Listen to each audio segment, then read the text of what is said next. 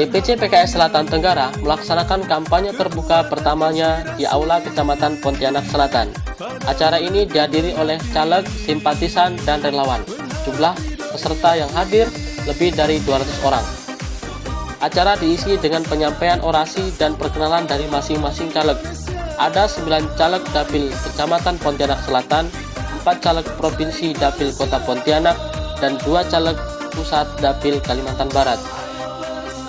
Acara kampanye ini diselingi dengan lagu kampanye 2014 Partai Keadilan Sejahtera, Kobarkan Semangat Indonesia.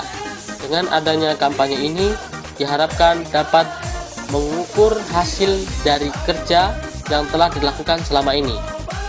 Sebelum acara ditutup, dilakukan juga peragaan pencoblosan oleh 1 caleg provinsi dan 1 caleg pusat.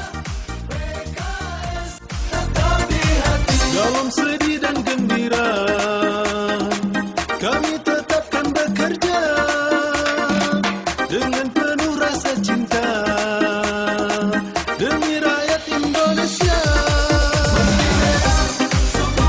Bangsa semangat kita sama, membangun Indonesia.